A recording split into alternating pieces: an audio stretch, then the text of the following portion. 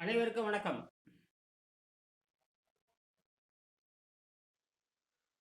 அனைவருக்கும் வணக்கம். நீர் மருத்துவத்தை பற்றி நாம் தொடர்ந்து பேசி வருகிறோம்.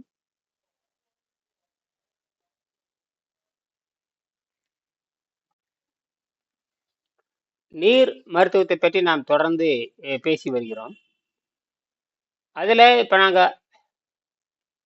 தொடர்ந்து பாடங்களை படித்து அஹ், விளக்கங்கள் செய்து நன்மை எது எது நன்மை எது தீமை, எந்த அளவுக்கு உடம்பு ஏற்றுக்கொள்கிறது, இடம் எந்த அளவுக்கு உடம்பு மறுக்கிறது என்பதை பற்றி பேசுகிறோம். சில பேர் பல வகையான உணவுகளை பாராட்டி பேசுகின்றவர்களும் இருக்கிறார். உணவு என்றால் அது அப்படி இப்படி எல்லாம் சொல்வார்கள். ஆனால் இங்கே ஜீரண நீரை பற்றி தான் நாம் பேசுகிறோம். பரிணாமத்தில் எச்சமாகி இருப்பது நமக்கு ஜீரண நீர் தான். நீங்கள் ஆப்பிள் சாப்பிடுங்க, ஆரஞ்சு பழம் சாப்பிடுங்க, அப்புறம் உங்களுக்கு தெரிஞ்ச உணவெல்லாம் சாப்பிடுங்க. அதெல்லாம் இங்கே பிரச்சனையா இல்லை. இங்கே ஒரு குறிப்பிட்ட வயதுக்கு மேல் அந்த விஷ நீர் சுரக்கக்கூடாது. அந்த வயிற்றுல சுரக்கிற ஃப்ரீ, அதுக்கு பேர் ஆங்கிலத்துல கொடிய விஷநீர்னு பேரு, அல்லது ஃப்ரீ ரேடிக்கல் என்று பெயர். ஃப்ரீ ரேடிக்கல்னு சொன்னாவே உடம்பை சேதப்படுத்துகின்ற நீர்னு அர்த்தம். அதுக்கு ஜூஸ், அதுக்கு கேஸ்ட்ரிக் ஜூஸ்ன்னு சொல்லுவாங்க. கேஸ்ட்ரிக் ஜூஸ் அதாவது அந்த அசிடிட்டியை உற்பத்தி பண்ணுகின்ற நீர். அப்படின்னு இவங்க அந்த அசிடிட்டி அமில நீர் அதே தான். அதைத்தான் நாம பசி நீர் அல்லது பசி வாயு அப்படின்னு நாம சொல்றோம். பசி நீர், பசி வாயு அப்படின்பா. வாயுன்னு சொன்னாலும் ஒண்ணுதான், வலி அப்படின்னு சொன்னாலும் ஒண்ணுதான். திருவள்ளுவர் வலி அழல் ஐயம் சொல்லுவார். வலி அழல் ஐயம். திருவள்ளுவர் தான் தெளிவா அந்த மூலச்சொல்லை பயன்படுத்துவார். திருமூலர் கூட வாயுன்னு சொல்லுவாரு. ஆனால் திருவள்ளுவர் வலி என்று உண்மையான வலின்னா காற்றுன்னு அர்த்தம். வயிற்றில் உற்பத்தி ஆகிற காற்று. சரி, அப்ப நீங்க ஆப்பிள் சாப்பிடுங்க, ஆரஞ்சு சாப்பிடுங்க, புட்டுமா சாப்பிடுங்க, இடியாப்பம் சாப்பிடுங்க, தேங்காய் பால் ஊற்றி சாப்பிடுங்க, அதெல்லாம் வேற. ஆனால் இங்க என்ன நடக்குதுன்னு சொன்னால், இந்த வயிற்றில் உற்பத்தி ஆகிற அந்த ஃப்ரீ ரேடிக்கல், இந்த கொடிய விஷநீர் உற்பத்தி ஆகிவிடும். அவ்வளவுதான். அது டேமேஜ் பண்ணிடுறாங்க, ஒரே அடி சொல்லிட்டாங்க. அது இயற்கையா நடக்குது. ஆனா இயற்கை நடப்பதைத்தான் நாம் நடுநிலைப்படுத்த வேண்டும். அங்கதான். அப்ப எனர்ஜி எடுக்க எடுக்க எடுக்க நமக்கு எனர்ஜி இல்லைன்னா தான் அதை பயன்படுத்துவோம். நமக்கு எனர்ஜி வரலன்னு வச்சுக்கோங்க, அந்த ஸ்ட்ராங், அந்த உறுதிப்பாடு வர்ற வரைக்கும் தான் நம்ம அது தேவை. உறுதிப்பாடு வந்துட்டா உணவு பழக்கம் தேவையில்லை. அதை புரிஞ்சுக்கிறதா நம்ம அதை புரிஞ்சுக்கிறதா நம்ம வேலை. அதை புரிஞ்சுக்கிறதா வேலை. நமக்கு அந்த உறுதிப்பாடா இருக்குது, உறுதியா இருக்குது, நடக்கிறதுக்கு போறதுக்கு வர்றதுக்கு சராசரி சின்ன சின்ன வேலை செய்யறதுக்கெல்லாம் உறுதியா இருந்துட்டாவே எனர்ஜி வந்துட்டு இருக்குதுன்னு அர்த்தம். அதை நம்ம கெடுக்கவே கூடாது. மீண்டும் மீண்டும் நம்ம உணவு பழக்கத்துக்கு போயிட்டே இருந்தோம்னா அந்த நம்ம என்ன பண்ணோம்னா அந்த நமக்கு நாமே நம்ம கட்டிய வீட்டை சிதைக்கிறோம் என்று பொருள். நம்ம வைக்கோல் பூருக்கு நாமளே தீ வைக்கிறதாக பொருள். நம்ம மரத்தை நாமளே வெட்டுறதாக பொருள்.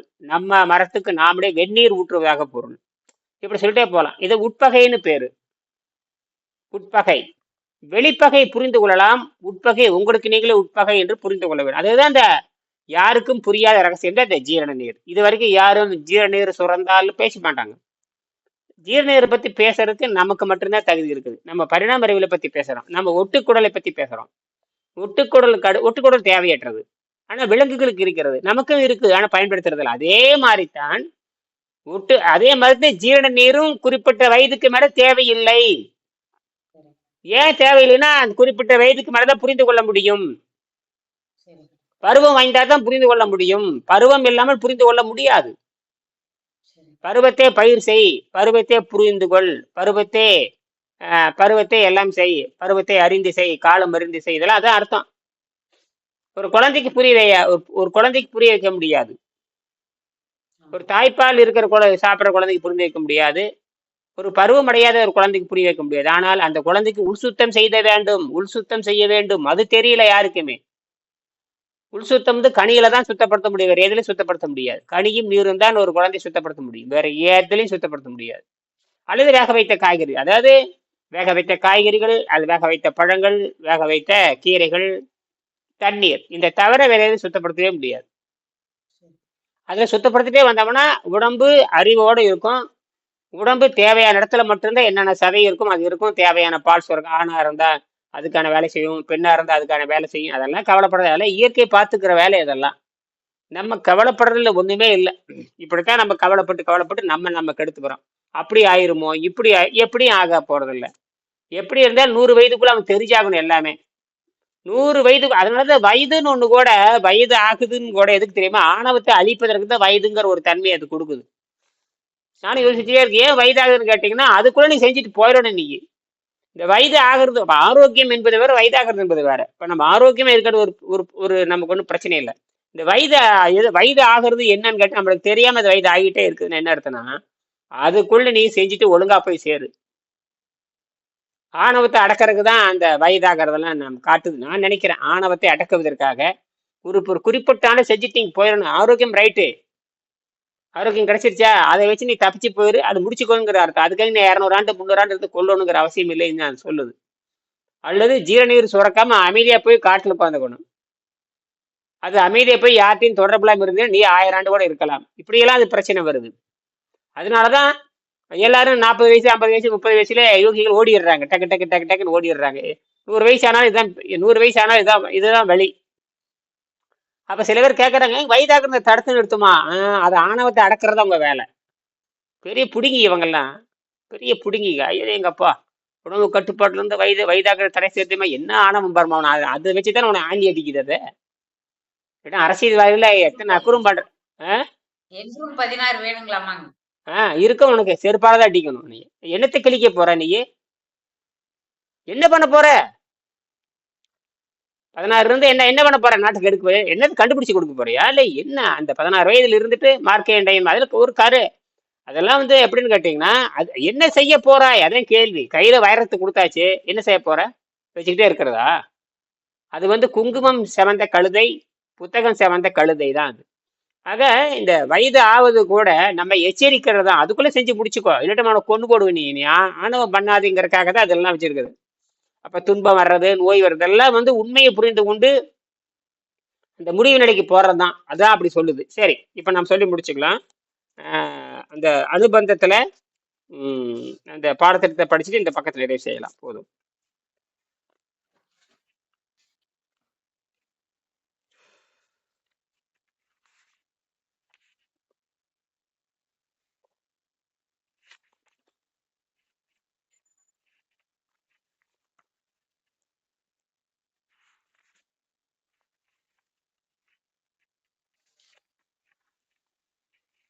அந்த சிதறண்டு நிலை இந்த இதோட முடித்து கூட சொல்றேன். அடுத்த ஒரு வழிப்பட்ட நிலை ஒடுங்கிய நிலை, அதாவது இந்த கொண்டு கூட்டு நிலை நம்மை பிராணசக்தியில் வாழ்ந்து விண்வெளியில் பெருக்கும் வரை கொண்டு செல்லும். அடுத்தது ஒரு வழிப்பட்ட நிலை ஒடுங்கிய நிலை ஆகியவை பிரத்யேகரம், தாரணை, தியானம், சமாதி ஆகிய அட்டாங்க யோகத்தின் பின்னான்கு நிலைகளுடன் தொடர்புடையவை ஆதலால் அதை நாம் இந்த புத்தகத்தில் ஆராய வேண்டாம். எல்லா மனித சமுதாயங்களும் ஒப்புக்கொள்ள வேண்டிய மனிதன் மிருகம் போலல்லாமல் பெருகி வாழ வேண்டும் என்ற கொள்கையை முன்னிறுத்தி இந்த புத்தகத்தை நான் எழுதுகிறேன். இளமென்று அசிய இருப்போரை காணின் நிலம் எல்லும் நல்லால் நகும். இதை மேற்படி குரலில் வள்ளுவர் மற்ற கோள்களில் உள்ள நிலங்களை குறிப்பிடுகிறாரோ என்று நான் நினைத்தது உண்டு. மற்ற இடத்துலயும் கோள் இருக்குல்லப்பா, அங்க பலம் இல்ல, இங்க பூமியில பிரச்சனையா, அங்கேயும் பூமி இருக்குல்ல அப்படின்னு சொல்வதாக கூட கணக்கில் எடுத்துக்கலாம். அது வாசகர்கள் அவங்க முடிவு எடுக்க வேண்டியது. இப்ப நம்ம விண்வெளின்னு சொல்றோம் இல்லையா? ஏன் விண்வெளிக்கு போறாங்க? எல்லாம் போய் தங்கி இருக்காங்க, இப்போ நிரந்தரமா தங்கி இருக்காங்க. 50 60 வருஷமா போயிட்டு வந்துட்டே இருக்கிறாங்க. இப்ப சைனால கூட நேத்து கூட 2 நாளைக்கும் இந்தியா செயற்கைக்குள்ள அனுப்பி, இன்னும் மனுஷனை அனுப்பல. ஆனா சைனாக்கார அனுப்பிச்சுட்டான். சைனாக்கார மனுஷனே அனுப்பிச்சுட்டான். அவன் தனி செயற்கை சைனாக்கார தனியாகவே விண்வெளி மையம் வச்சுக்கிட்டான். பயங்கரமான திறமையான ஆளு. தனியாகவே விண்வெளி மையம் கட்டிட்டான். பயங்கர சவால். இப்ப அமெரிக்கா, ரஷ்யா, பிரான்ஸ், இங்கிலாந்து எல்லாம் சேர்ந்துதான், பணக்கார நாடுகள் சேர்ந்துதான் ஒரு விண்வெளி மையம் கட்டி ஒரு 50 60 70 வருஷம் ஆச்சு. ஆனா சைனாக்காரன் அவன் தனியாவே என்ன பண்ணிட்டான்? விண்வெளி மையம் கட்டிட்டான். இப்ப 2 நாளைக்கு முன்னாடி 3 வீரர்கள் அனுப்பிச்சிருக்கான். அங்கேயும் எப்பவும் நிரந்தரமா அவனுடைய விண்வெளி மையத்துல அவன் தனி யாரோட தனியாவே விண்வெளி மையம் கட்டிட்டான். பெரிய சாதனை அது. அதனால நம்ம வரவேற்கணும். அங்க யாருடைய தொடர்பு இல்லை. அவன் நாட்டு மக்கள் மட்டும் 8 பேர் 7 பேர் தங்கிட்டே இருக்கு. இப்ப முந்தா நாள் 4 நாளைக்கு முன்னாடி 3 பேர்த்தோட மேல போறாங்க. போயிட்டு அப்படியே இருப்பாங்க, திருப்பி வருவாங்க போவாங்க. அவன் பாருங்க தனியாகவே விண்வெளி மையம் கட்டிட்டான். அதை பத்தி அதை பத்திலாம் பேசணும், யாரும் வாய் திறந்து பேசுறது இல்லை. நாம என்னமோ இஸ்ரோன்னு பேசிட்டு இருக்கிற அவன் தனியே விண்வெளி மையம் கட்டிட்டு நமக்கு பின்னாடி வந்தவன் அவன். நமக்கு பின்னாடி விண்வெளி ஆராய்ச்சி பண்ணி நமக்கு முன்னாடி விண்வெளி மையம் கட்டி நமக்கு முன்னாடி ஆள்களை அனுப்பிச்சு போயிட்டான். நாம இன்னும் விண்வெளிக்கு ஆள் அனுப்புறோம்னு நம்ம பேசிக்கிட்டே இருக்கிறோம். அவன் போயிட்டே இருக்கிறான். அந்த கவர்மெண்ட் அப்படி இருந்துச்சுங்க ஐயா. இப்பதான் 10 வருஷமா பரவாயில்லைங்க. முதல்ல எல்லாம் அப்படிதான் இருந்ததுதான். சீனாக்காரன் அவன் முன்னேறிட்டே மூளை பயன்படுத்திங்க. இனிமேல் அப்புறம் என்ன பண்றது? கவர்மெண்ட் அமைஞ்சாதான் எல்லாத்துக்கும் இது பண்ண முடியுங்க. சரிதான். சரி சரி, நான் அப்படியே இருக்கட்டுமே. ஆனா பாருங்க, நமக்கு பின்னாடி வந்தவன் முன்னாடி போறான், வீடு கட்டி ஆராய்ச்சி பண்ணி என்னென்னமோ பண்றான். அவன் தனியா விண்வெளி மையம் கட்டிட்டான் பாருங்களேன். பெரிய வேலை.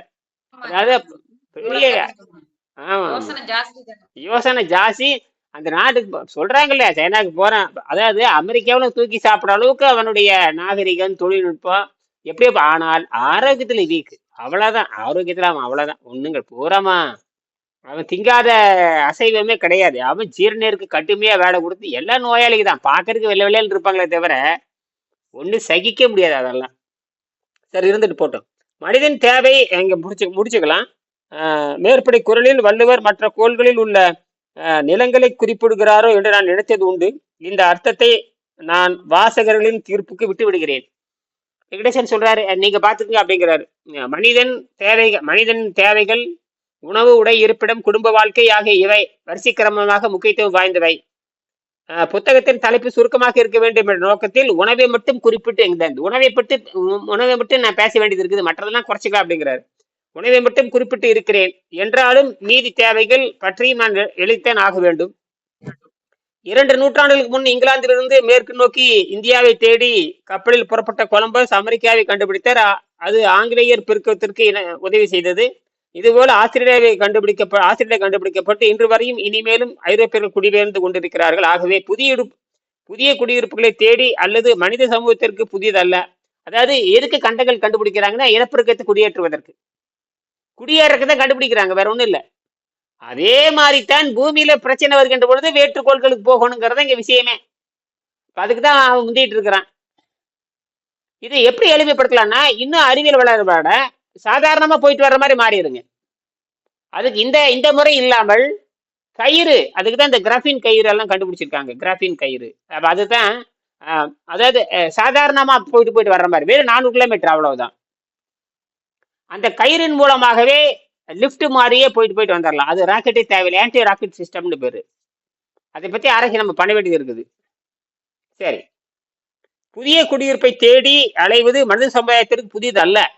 இன்று உள்ள நினைவில் அண்டவெளியிலிருந்தும் அடுத்த கிரகங்களிலும் சென்று வாழ மக்கள் சமூகம் முயற்சிப்பது போதுமான வேகத்தில் இல்லை என்று நான் நினைக்கிறேன். இதற்கு முக்கியமான மூல காரணம் சித்தர்களின் கண்டுபிடிப்பான திருவள்ளுவரால் 2000 வருடங்களுக்கு முன்பே சொல்லப்பட்ட திருமுடராலும் பல யோகிகளாலும் வாழ்ந்து காட்டப்பட்ட நீருணவு முறையை நாம் புரிந்து கொள்ளாததுதான் சாபக்கேடு. ஆக திருவள்ளுவர், திருமூலர், பதஞ்சலி, இந்த புத்தகம் இதெல்லாம் வெளிநாட்டுக்காரர் வாங்கி படிச்சாதான் புரிந்து கொள்ள முடியும். அதனால இந்த புத்தகத்தை காட்டி பேசிக்கிட்டே இருக்கேன். இங்கிலீஷ்ல தலைப்பு போடுறேன், art of living without book அப்படின்னு போட்டுக்கிட்டே இருக்கேன். யூடியூப்ல போறப்ப எவனுக்காவது ஒரு நாளைக்கு தெரியும், என்னடா புத்தகத்தை காட்டி பேசுறான் அப்படின்னு பேசுறான், ஆர்ட் ஆஃப் லிவிங் வித்தவுட் ஃபுட்னு சொல்றான், என்னடா கையில புத்தகத்தை வச்சிருக்கான்னு பொறுத்தவன். ஏன்னா ஆங்கிலத்தில் இருக்கு, ஆங்கிலத்தில் மொழிபெயர்க்கிறது ஒரே நாள் மொழிபெயர்த்து படிச்சுட்டான்னா, ஓ இப்படிதான் வாழ்க்கை இருக்க மாட்டேன்னு புரிஞ்சுக்கிட்டாலும் ரொம்ப நல்லா இருக்கு. அப்ப அவனுக்கு ஆரோக்கியம் கிடைச்சிது, எல்லாமே கிடைச்சிடும். ஆரோக்கியம் கிடைக்கிறதுக்கு தான் இவ்வளவு போராடுறோம். ஆனா தடையாவே இருக்கு. நம்ம இந்தியாவில இருக்கிற கல்வி அத்தனை தடை. வெள்ளைக்காரன் உருவாக்கப்பட்ட அந்த கல்வி, அதைத்தான் நாம் இன்னும் வச்சு படிச்சுட்டு இருக்கிறோம். அதனாலதான் நம்ம ஆரோக்கியத்தை பத்தி பேசவே முடியறது இல்லை. ஆரோக்கியம் என்னன்னே தெரியாது யாருக்குமே. அது பாலக்குடி, தயாரக்குடி, மோரக்குடிங்கிற ஒருத்தனை கேட்ட பாலக்குடி, தயாரக்குடி, மோரக்குடி. ஒருத்தர் கறி தின்னு, மாட்டு கறி தின்னு, ஆட்டு கறி தின்னு இப்படிதான் பேசிட்டு இருக்கானே தவிர ஆரோக்கியத்தை பத்தி பேச அதெல்லாம் கிடையாது. ஐயோ, கொடுமையிலும் கொடுமை. ஒருத்தர் கேட்ட காய்கறி பழம் சாப்பிடுங்கிறான், ஒருத்தர் கேட்ட மீனை சாப்பிடுங்கிறான், ஒருத்தர் கேட்ட ஐயோ பாதாம் பருப்பு சாப்பிட்றான், ஒருத்தன் பன்னிக்கறி காலையில் திங்குறான், தண்ணி திங்குன்னு சொல்றான். இங்கதான் திருவள்ளுவர் வராரு, பரிணாம அறிவியல கை எடுக்கிறாரு. நாம எடுக்கிறது உணவு பழக்கம், நேர பரிணாமத்திலே கை வைக்கிறது. ஒட்டுக்குடல் அடுத்தபடியாக அப்படிக்ஸ் கெட்டு போச்சுன்னா வெட்டி எடுத்துருவாங்க. அதே போலத்தான் இங்க ஜீரநீர் சுரக்கிறதே வெட்டி எடுக்க முடியாது. எங்க சுரக்குன்னு எவனுக்கும் தெரியாத மாட்டிக்கிட்டானுங்க. இல்லாட்டினா வெட்டி எடுத்துருப்பானுங்க இன்னார வெட்டி பித்தப்பை வெட்டுற மாதிரி கல்லீரல் கணையும் பித்தப்பை அப்புறம் இதெல்லாம் நெடுநீர் வெட்டி எடுக்கிற மாதிரி டப் டப்னு வெட்டிடுவானுங்க. இங்க எங்க சுரக்குதுன்னு தெரியாது. நாக்குல சுரக்குதா எண்ணத்துல சுரக்குதான்னு கண்டே பிடிக்க முடியாது. அதுதான் பெரிய பிரச்சனை. அதை மட்டும் கண்டுபிடிச்சு நான் கண்டுபிடிக்கும். ஏன்னா அதை தான் நினைச்சாவே சுரக்குதுங்கிறானு. நினைச்சாவே டேமேஜ் பண்ணிடு. என்னது நினைத்தாலே சேதாரம். சேதாரம் சேதாரம் செய்கூலி இல்லைங்கிறான் இல்லையா? சேதாரம் இல்லை செய்கூலி இல்லை, அப்படியே அசல் தங்கம்ங்கிறான். இருந்துட்டு போட்டு நிறைவு செய்யலாம் அவ்வளவு. எண்ணத்திலேயே என்ன கூடாதுங்க அவைய. ஆமா, காய்கறி தவிர வேற எதையும் நினைக்கவே கூடாதுங்க. காய்கறி தான் வச்சுக்கணும், வேற ஒண்ணும் இல்லை. தண்ணீர் வேக வைத்த காய்கறி இதுதான். இதுதான் வந்து நமக்கு வந்து சுத்தப்படுத்திக்க. அதாவது நீ அதை தேடி போகணும், இதை தேடி, இதெல்லாம் கவலைப்பட தேவையில்லை. அது என்னைக்கோ ஒரு நாளைக்கு சாப்பிட்டு பாத்துட வேண்டியதுதான். கிடைச்சா சாப்பிட்டு பார்த்துட்டு விட்டுட்டு மீண்டும் வேக வைத்த காய்கறி தண்ணியில் இருந்துட்டே இருந்தீங்கன்னா கவலையே பட தேவையில்லை. அது அப்புறம் அப்படி இப்படி அப்படி அப்படி இப்படி அப்படி இப்படி அப்படி அப்புறம் விடுமுறை நாட்கள் வருதா பேசாம தண்ணீர்ல போட்டணும். 2 நாள் யாருக்கு விடுமுறை நாட்கள் வர்றப்ப போட்டு போட்டு பழக்கணும். போட்டு போட்டு நீர்ல போட்டு பழக்கணும். ஒன்னும் சாவே வராது. அவன் தானே மாசத்துக்கு ஒருக்கா காலையில இருந்து சாயங்காலம் வரைக்கும் சாப்பிடாம இருக்கிறான். நாம நம்ம ஏற்கனவே பயிற்சி பெற்றவங்க தான். நமக்கு செலவும் கம்மி, கேஸ் செலவு, மது செலவு, இந்த செலவு, இதுக்கெல்லாம் வந்துட்டு கேஸ் செலவும் தேவை ஒன்றும் தேவையில்லை, ரொம்ப குறைஞ்சிரும். இப்ப அது புதுசு புதுசா வந்து சேர்ந்துக்குது இல்லையா? முதலாவது தேவையான உணவின் அவசியம் பல மடங்கு குறைந்து விடுகிறது. எல்லா நோய்களும் மறைந்து விடுகிறது. அப்ப என்ன, உணவு பழக்கத்தை குறைக்க குறைக்க குறைக்க எல்லா நோய்களும் போய் விடுகிறது. அப்புறம் செலவுகள் குறைந்து விடுகிறது. எல்லாமே குறைஞ்சு போகுது. உடை சிறிய தேவைதான், அதை பற்றி நாம் எழுதாமல் விடுகிறேன். அது சின்ன தேவைதான், 2 துணி இருந்தா போதுமானது. தூய்மையை செஞ்சு வேண்டியதை மாற்று உடையே 2-3 உடை, அவ்வளவுதான். ஒரு 1/4 டசன் 1/2 டசன் இருந்தாவே பெரிய வேலை. ஆமா, இருப்பிடம் என்ற தேவை மிக சுலபமாக தீர்க்கப்பட்டு விடும். பிராணசக்தியில் மனித உடல் வாழும் போது அது இயற்கையாகவே பஞ்சபூதங்களோடு தொடர்பு வைத்துக் கொள்கிறது. பஞ்சபூதங்களோடு அது தொடர்பு வைத்துக் கொள்றது. இந்த சக்தியில வாழும்போது இயற்கையாகவே பஞ்சபூதங்களோடு அதை தொடர்பு வைத்துக் கொள்ள விரும்புகிறது என்பதை நான் அனுபவத்தில் உணர்ந்திருக்கிறேன். இப்படி சுத்தப்படுத்த அது இந்த அண்டவெளி சக்தியோடு காற்று நீர் நெருப்போடு தொடர்பு வைத்துக் கொள்ள விரும்புகிறது என்று நான் உணர்கிறேன் என்று எழுதுகிறார். இதற்கு நான் இப்போது வாசம் செய்யும் இடமும் வீடுமே எடுத்துக்காட்டு. நான் அந்த வீட்டை போய் பார்த்தேன். அவர் இருக்கிறத வந்து தஞ்சாவூர், ஆனா அவர் வாழ்ந்த இடம் வந்து கோயம்புத்தூர் பக்கத்தால தொண்டாமுத்தூர் போய் நரசீபுரம் போகணும். அந்த மலை அடிவார வெள்ளிங்கிற மலை அடிவாரத்துக்கு போயிடணும். தைரியமா இருந்திருக்காரு பாருங்க. 30 வருஷத்துக்கு முன்னாடி போய் என்ன துணிச்சல், என்ன தைரியம், அப்பாப்பா. எப்படி அவர் சொந்த ஊர் எங்க, அவர் காட்டுக்கு இடத்த பிடிச்சி ஒரு 5 சென்ட் வாங்கி அந்த கிராமத்துல போய் யாரும் இல்லாத ஊர்ல என்ன அங்கிருந்து எல்லாம் ஆராய்ச்சி பண்றாரு. அங்கிருந்துதான் எல்லாத்தையும் பிடிக்கிறாரு. தொழிலதிபர் மகாலயத்தை பார்க்குது. பெர்க் ஸ்கூல்னு ஒரு பெரிய ஸ்கூல் இருக்கு, ராமநாதன் பெர்க் ஸ்கூல். கோயம்புத்தூர்ல பெரிய பிரைமேட் எல்லாம் கட்டி என்னமோ பண்ணாங்க. அவங்க தான் இதை புத்தகத்தை படிச்சு பார்த்து கையில் இருக்கிற குறிப்பெல்லாம் படிச்சு பார்த்துட்டு அவங்க தான் மகாலயத்தை அறிமுகப்படுத்தி வச்சிருக்காங்க. இந்த பெர்க் ஸ்கூல் கேள்விப்பட்டுட்டுங்க, பெர்க் ஸ்கூல் கேள்விப்பட்டு. ஆமா, அவருக்கும் மகாலிங்கத்துக்கு நெருங்கிய பழக்கம் தொடர்பு, தொழில் ரீதியாக தொடர்பு இருக்கலாம், ஏதோ இருக்கணும். சரி, அவர் தான் அவங்க தான் போய் வெங்கடேஷ் நாயுவா போய் நேர்ல சந்திக்க வச்சிருக்கிறாங்க. நடந்திருக்குது. அப்புறம் அதெல்லாம் புரிஞ்சுக்கிட்டு எழுதியிருக்காரு. அதெல்லாம் பெரிய விஷயம் தான். ஆனா என்னமோ காரணம் மகாலிங்கத்தினுடைய ஆராய்ச்சி மையத்தில் இந்த புத்தகத்தை ஆராய்ச்சி பண்ணாமே போயிட்டாங்க. அப்ப ஏதோ இன்னைக்கு கோடிக்கணக்கில் பணம் ஒதுக்கி இருக்காங்க அதுக்கு. அவர் ஒதுக்கி வச்சுட்டே போயிட்டார். ஆராய்ச்சிக்குன்னு ஒரு ஒதுக்கி வச்சு எல்லா மொழியில் இருக்கிற அறிவியலை பூரா தமிழ்ல கொண்டு வரணுங்கிறதுக்காக அவர் பண்ணிட்டு போயிருக்காரு. இன்னைக்கே டாக்டர் மகாலிங்கம் ஆராய்ச்சி மையம்னு வந்துட்டே இருக்கு, ஃபேஸ்புக்ல வந்துட்டே இருக்கு. அவங்க பார்த்தீங்கன்னா புத்தக கண்காட்சியில பார்த்தீங்கன்னா மகாலிங்கம் ஆராய்ச்சி நூல்கள்ல போட்டிருப்பாங்க. ஆராய்ச்சி நூல்கள், ஆராய்ச்சி வெளின்னு போட்டிருக்காங்க. நான் போய் பார்த்துருக்கேன். ஆனா ஏனோ இதை ஆராய்ச்சி பண்ண விட்டாங்க. அதுதான் எனக்கு ரொம்ப கஷ்டமா இருக்கு. யாரு போய் சொல்லுவாங்கன்னு நமக்கு தெரியல. ஏனோ இந்த புத்தகத்தை அவங்க ஆராய்ச்சி பண்ணல, திருப்பி ரீபிரிண்ட் அடிக்கல. அவங்க நினைச்சாங்கன்னா இதை என்ன வேணா பண்ணலாம், அரசாங்க சொத்துடைமை ஆக்கலாம், அல்லது நம்ம ட்ரஸ்டில வந்து இது பெருசா கொண்டுட்டு வரலாம், எல்லா மையத்துக்கு கொடுக்கலாம். யாரு நீ புரிஞ்சுக்குவாங்கன்னு தெரியல. வாய்ப்பு இருக்கிறவங்க